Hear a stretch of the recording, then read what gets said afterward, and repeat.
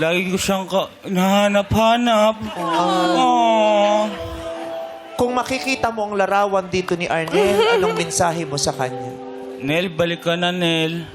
Miss na kita. Saan nyo mas gustong tumatambay ni Arnel? Sa bubong o sa alulod?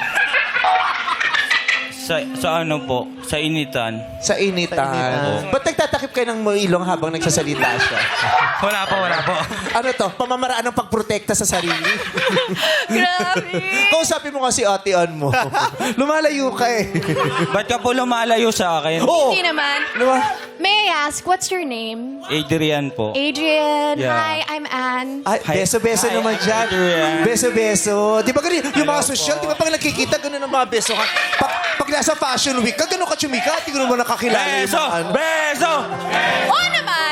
Wait lang. Ipakita mo kay Ann kung paano ka dapat bebeso. Oh.